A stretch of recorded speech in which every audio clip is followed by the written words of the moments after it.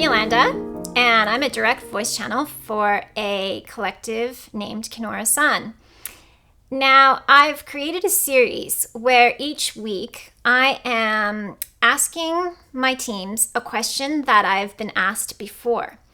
Now, I am a channeler who does something called Q&As, where essentially I am asked questions by various clients and people around the world, and my team answer. So they like to bring through a lot of guidance and clarity around a particular question. They don't necessarily deliver very short answers. They love detail. Now, I've collated a series of questions that I feel would be really good to bring through some guidance for you, my viewers. So this week, my question is, what does it mean when I suddenly can no longer connect to my guides like I used to? Now, this is something that does get asked to me from time to time. It comes as a surprise to people when they've been connecting a certain way and getting a flow of guidance and clarity. And suddenly it stops and they feel like, am I broken? Did I miss a memo or something? Like, what is going on with me? So this is something that came up in a client session this week. This question was asked, and I felt it would be really helpful to explain more about this. It's not a common thing, but it does happen. And in my experience, the reason that it's happened is because we've had a shift, we've had an upgrade, we've had a change. And as a result of that, we need to connect in a new way. And therefore, it's about discovering that new way and finding that new way. And sometimes it's a bit tricky because it's like breaking out of an old pattern. And that can be kind of hard at times. It can feel a bit hard to do. So anyway, I'm going to connect into my team and see what they have to say. Blessings, dear ones. Thank you for watching at this moment in your time. We would like to share from our perspective what's going on when you find that suddenly you're unable to connect. There's a few reasons behind this, and there's a few situations that we would like to explain. There is the more common situation in that there are times we are blocked. There are times we have been triggered, and these triggers have, we could say, activated our defense system. Our defense system can send us into fight or flight or freeze, but generally something happens to block the flow from spirit. And this is usually to keep us safe or to bring about some sense of security or to simply stop the information flowing because we aren't ready to hear it yet. This is a common thing that happens. It is usually coming from that place of needing to keep ourselves safe. When we can clear the trigger, when we can work through what has been coming up for us, things quite often flow again as per normal. This is a very common thing.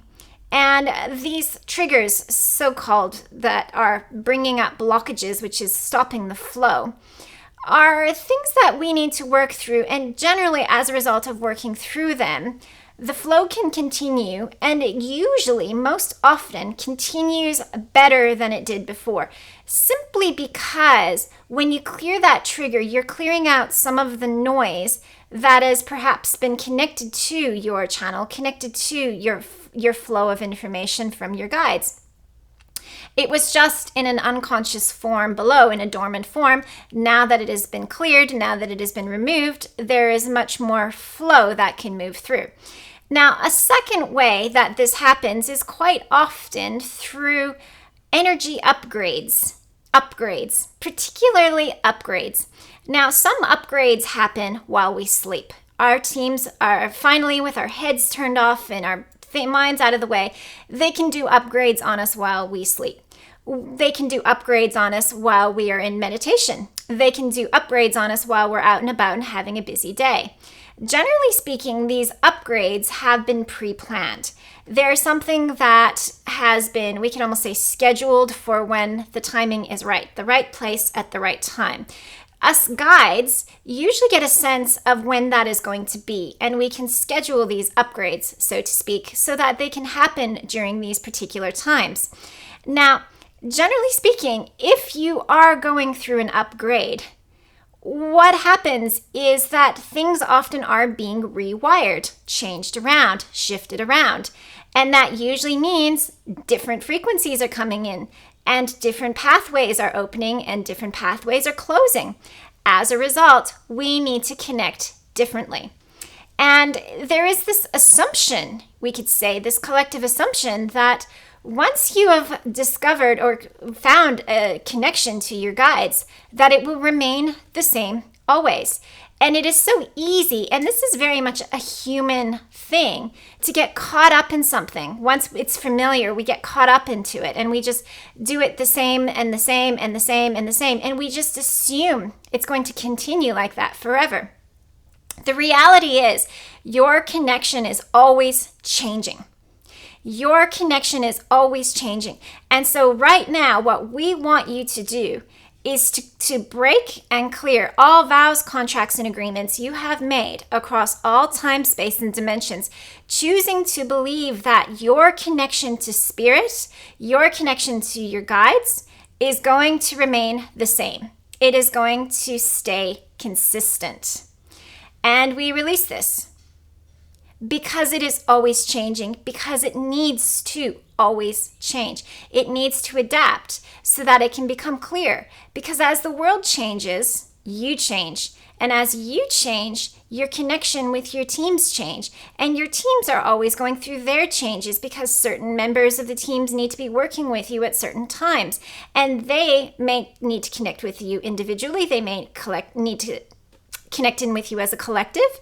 And their way of connecting and how they connect and what they need to connect with you about requires fluidity in terms of how you connect. So if you are wanting to and or needing to connect to your guides, rather than just assume you're just going to pick up and do things the way you always did, it is important to ask, how do I need to connect today? Do I need to meditate? Do I need to channel? Do I need to write? Do I need to just sit and let the answers drop in? Do I need to just trust that you're going to give me the information somehow or another? It is important to just have that awareness that they wish to often connect in different ways at different times. So it is good to come with an open mind. How do you wish for me to connect with you today? They may want to connect through the heart. They may want to send you a vision.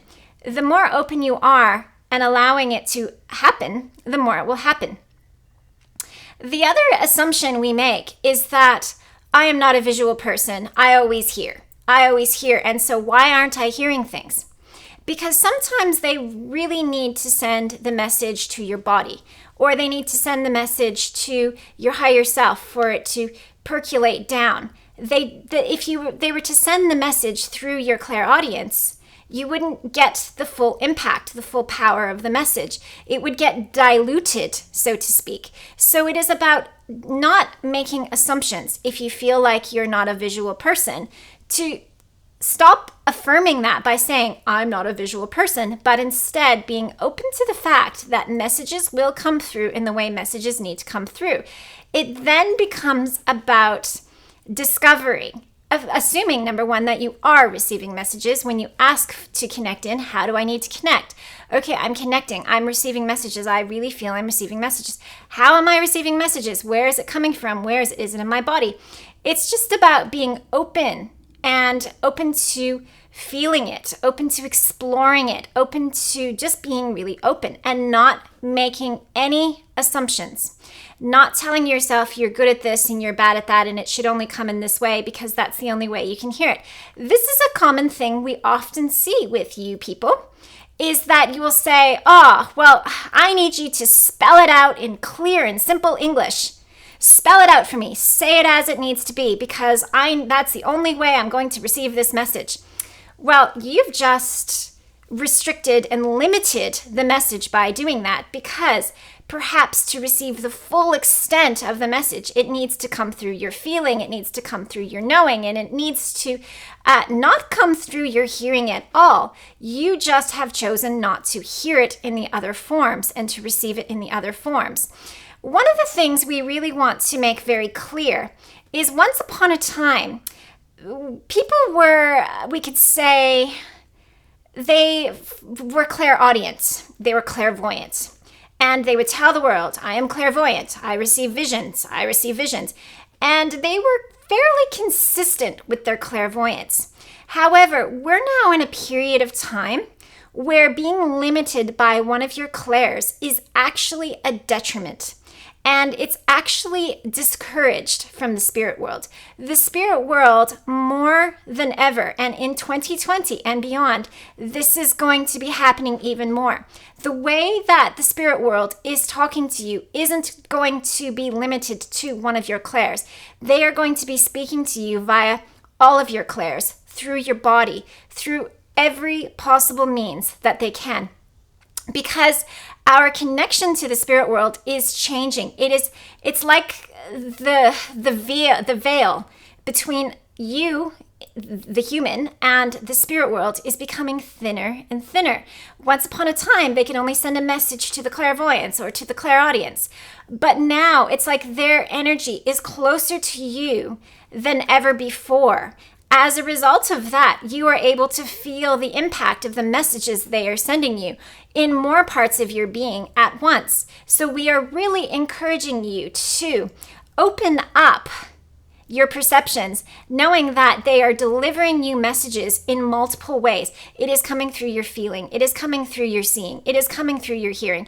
And not always in that order. It's going to come through in the order it needs to. It is just about allowing it to come through in the way it needs to come through, being open to receiving it and finding it and feeling it, noticing it, discovering it. So the more open we are to it, and the easier it will get to detect where it's coming in, how it's coming in, and just being open to receive those messages. Know that, as we said, in 2020 and moving forward, the messages are going to start getting stronger. They're going to start coming through via all the clairs, all those psychic clairvoyance, clairaudience, claircognizance, clairsentience. It's going to start coming through all the clairs and the physical body, the energy bodies. It's going to start coming through, and we feel that we as humanity, you as humanity, are being prepared for full body experiences with the spirit world. What we mean by that is when you connect into the spirit world, you are here to have a full body experience. You are here to receive the message through your whole body, not just through a vision in your clairvoyance, not just through a couple of words, but on a greater full body experiential scale. You will feel the power of the words. You will feel the expansiveness of it. You will hear things in your mind. You will have visions around it. It's meant to be much more inclusive, much more powerful, much more full body experienced. This is where we are going. This is our trajectory. We are moving closer and closer to the spirit world, and the spirit world can speak in much more ways than just through the voice. In fact, by just using the voice, like what we are right now, is rather limiting in nature. And therefore, we do feel that as time goes by, even channelers like this one will be transmitting more than just words. There will be full body experiences that is received through channeled words that come through channelers. Even channelers are being upgraded to be better channelers, to bring through more frequencies that are impacting beyond just the words that you are hearing. So this is our little predictive thing. And our core message in a nutshell is to be open to the continual changes of the ways that your spirit guides connect with you and send you messages, and simply being open to receive, to connect into them, to channel them in whichever form they need to come through in that moment, moment by moment. We thank you for your time. We hope that you enjoyed this transmission, and we shall speak with you again. Goodbye.